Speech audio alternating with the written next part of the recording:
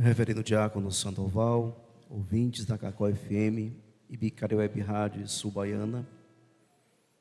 Hoje, de modo especial, um cumprimento aos legionários e legionárias que mantêm viva em nossa paróquia essa espiritualidade mariana e que com muito zelo vem cuidando para que não se percam. Então, que Deus conceda a todos os legionários e legionárias fidelidade a esta espiritualidade tão enriquecedora e, sobretudo, a este serviço que ajuda a igreja no processo de evangelização. Nós sabemos que, além das reuniões que vocês realizam semanalmente, também tem o trabalho de visitas, a visitação familiar que ninguém vê, que é um trabalhozinho bem, realmente, o que a mão direita oferece que a esquerda não veja, mas que isso vem gerando frutos na igreja, vem gerando os frutos também de salvação na vida daqueles que são bons legionários, que se dedicam e seguem as orientações que o manual coloca para que todos possam viver bem essa espiritualidade. Hoje, amados irmãos e irmãs, celebrando o mês vocacional, nós já celebramos a vocação, a vida, a vocação sacerdotal, o dia do Padre, já celebramos também o dia do Pai, que foi a vocação familiar, celebramos a vocação religiosa e hoje nós celebramos a vocação laical, o chamado. Vocação significa chamado, o chamado que Deus faz aos leigos e leigas para servir na igreja. Quem são os leigos? Os leigos são os batizados que não têm ministério ordenado. Então, todos aqueles que não receberam um ministério ordenado, são leigos, e esses são chamados a viver o seu batismo na igreja e no mundo. Por isso, hoje, nós celebramos, dentro do mês vocacional, esse chamado que é tão importante para construir o reino de Deus nas igrejas locais. Por isso, vocês são importantes para a igreja. A palavra leigo na igreja não é uma palavra que diminui, mas pelo contrário, a palavra leigo na igreja é uma palavra que engaja, que diz: olha, vocês fazem parte deste corpo que é a igreja, um corpo que tem uma hierarquia, mas que vocês não estão lá embaixo, na base, porque até mesmo depois do Concílio Vaticano II, a igreja, ela caminha todo mundo junto, não existe mais aquela separação da igreja tridentina. Então somos o povo de Deus. O padre, ele é apenas o presidente da liturgia, o presidente do culto, onde todos se reúnem para louvar, onde todos se reúnem para rezar. Então, todos nós somos importantes, e o chamado que Deus faz, seja ao presbítero, seja ao diácono, seja às religiosas de vida consagrada, seja aos leigos, todos esses chamados são importantes na construção do reino.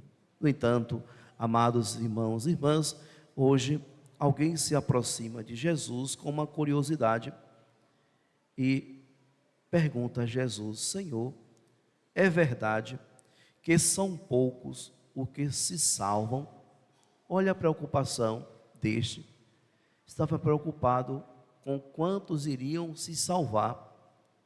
E Jesus o responde dizendo: fazei todo o esforço possível para entrar pela porta estreita, porque eu vos digo que muitos tentarão entrar e não conseguirão.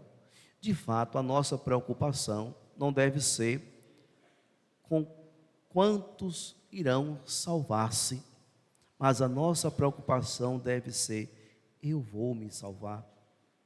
Como será a minha salvação? E por isso então, nós sabemos que Jesus veio trazer a salvação para todos. A salvação que Jesus traz ao mundo não é apenas para um grupo específico, mas a salvação é para todos. Por isso então, a salvação é para o padre, é para o diácono, é para cada um de nós aqui. Todos nós somos chamados a trilhar esse caminho de salvação. No entanto, precisamos nos esforçar para alcançar um dia esta salvação, para entrarmos na glória de Deus. E como se dar isso? O que significa, nas palavras de Jesus, passar pela porta estreita? O que significa passar pela porta estreita? Amados irmãos e irmãs, Jesus aponta para nós o caminho que deve ser trilhado, e esse caminho exige de nós muitas renúncias. Passar pela porta estreita significa todos os dias renunciar às coisas desse mundo para abraçar as coisas do alto. Nós rezamos na oração da coleta, que às vezes passa um tanto despercebido, mas eu até comentei com o diácono: veja que coisa bela, que coisa profunda. Nós nos voltamos para Deus hoje dizendo: ó Deus, que unis os corações dos vossos fiéis num único desejo.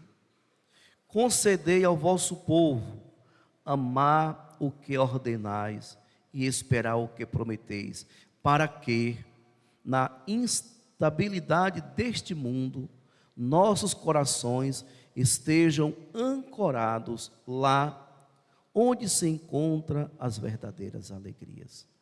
Amados irmãos e irmãs, onde está ancorado o seu coração?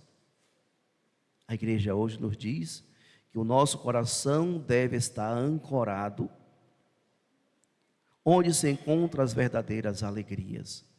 A âncora, acho que vocês sabem o que é. A minha realidade é mais fácil porque eu venho do litoral. A âncora é um instrumento que mantém o navio seguro, preso, lá no meio do mar. Você olha e vê o navio paradinho. Como é que aquele navio está naquelas ondas, aquele mar, e ele não sai dali?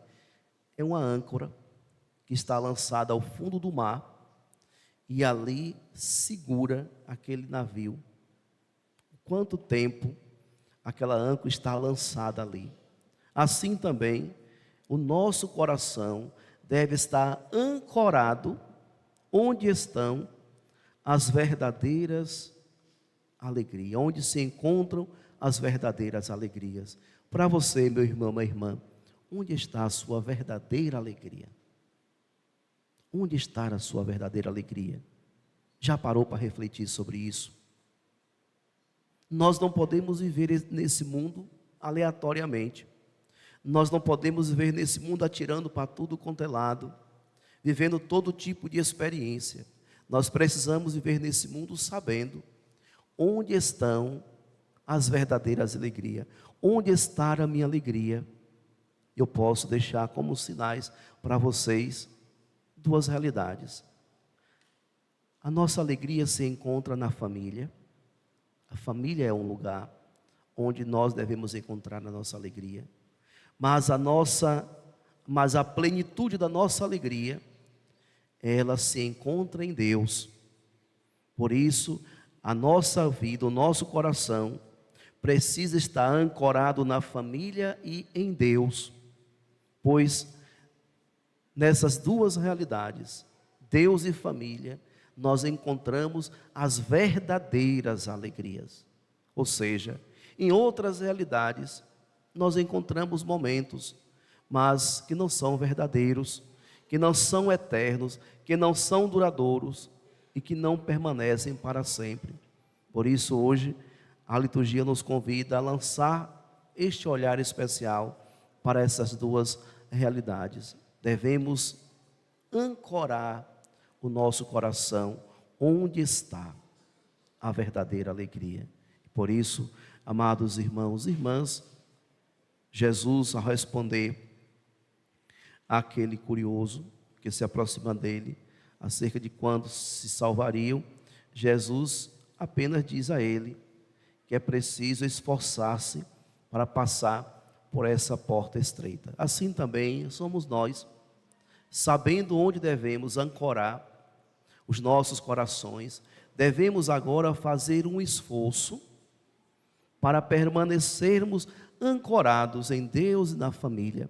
Por isso, cuidar da família para não traí-la e cuidar da nossa fé para permanecermos firmes no Senhor. E isso nós encontramos também, permitam-me fazer um recorte e introduzir a Legião de Maria nesses 60 anos da nossa reflexão. E isso, a Legião de Maria vive nesta paróquia durante 60 anos, ancorados por meio de Maria, nessa busca constante pelas verdadeiras alegrias.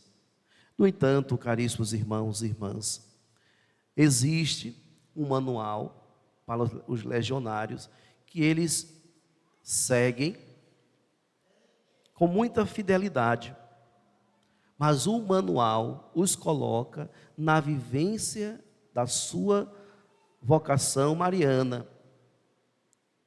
E eles são exímios cumpridores do que o manual exige. Mas existe, não posso chamar de manual, mas existe um ensinamento deixado para nós, que assim como os legionários são tão fiéis ao manual, nós precisamos ser fiéis a ele, que são os ensinamentos das Sagradas Escrituras. O manual os faz, os legionários, a serem fiéis à Legião de Maria. E a palavra de Deus nos faz ser fiéis a Deus. Por isso, deve sim viver o manual, mas não esquecermos de que o livro da vida, que nos instrui no caminho da nossa salvação, é as Sagradas Escrituras. E aqui, apenas como uma provocação, amados irmãos e irmãs, legionários e legionárias, em vossas reuniões, observem, quantos têm levado a Bíblia? Ou vocês apenas estão fechados, presos àquilo que estão no manual? É preciso levar o manual, mas é preciso, sobretudo, levar a palavra de Deus, que nos ilumina, que nos aponta o caminho, e que Jesus sempre ensinou e continua a nos ensinar a viver essa fidelidade ao Pai. Por meio da legião, somos fiéis à igreja, e por meio da palavra de Deus, somos fiéis a Cristo. Por isso precisamos resgatar em nossos corações, resgatar em nossas reuniões, e aqui a gente alarga para todas as pastorais e movimentos, para todos os grupos e serviços da igreja. É preciso resgatar dentro das nossas reuniões a palavra de Deus, a palavra que ilumina, a palavra que nos edifica, a palavra que nos fortalece e nos encoraja para seguir trilhando esse caminho que nos leva a passar pela porta estreita. Por isso, amados irmãos e irmãs, não só as pastorais, os movimentos e serviços da igreja, mas todo batizado que deseja ser fiel a Deus, precisa também ser fiel na escuta e na oração com as Sagradas Escrituras. Nós não podemos viver a nossa fé com a palavra de Deus longe de nós. Por isso precisamos resgatar em nossa vida essa prática diária de meditar a palavra de Deus, de escutar a palavra de Deus, de rezar com a palavra de Deus e buscarmos então também viver o que a igreja nos ensina. Nós, caríssimos irmãos e irmãs, somos uma igreja que nos mostra com tanta clareza o que devemos fazer para alcançarmos o céu.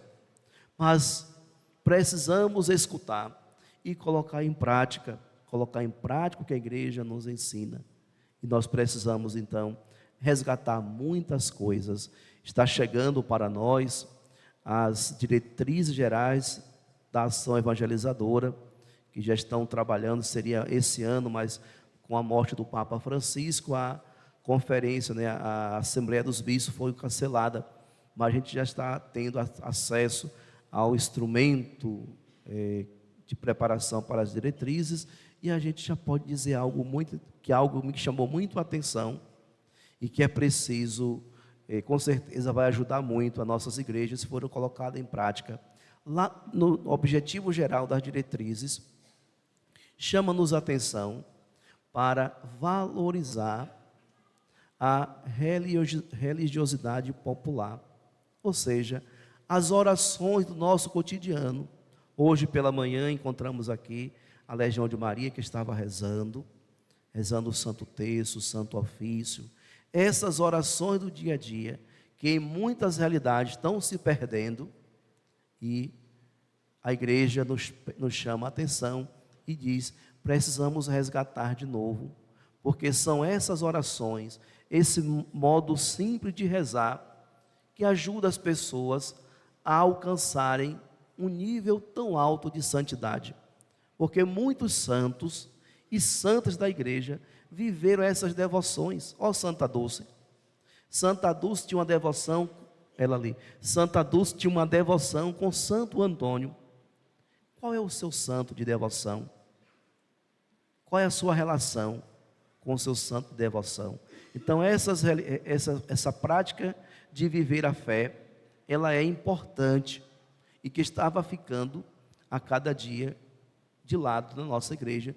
Estava nos tornando uma igreja muito mais fechada aos ritos litúrgicos, aos ritos solenes, e desprezando esses momentos que são tão fundamentais e que sustentam a espiritualidade mariana, que sustenta os nossos grupos, que sustenta a nossa igreja e que sustenta muitas famílias, que é uma oração, a oração do Santo Terço, do Santo Rosário, a oração da Ave Maria às 18 horas e tantas outras experiências de orações que fazem parte do nosso cotidiano e que precisamos resgatar o valor e a importância. Por isso, amados irmãos e irmãs, nesse dia que celebramos a vocação laical, ao chamado dos leigos batizados a viver a sua fé, que possamos também resgatar em nossa vida a alegria de sermos uma igreja peregrina, de sermos uma igreja que está no mundo como verdadeiro sinal da esperança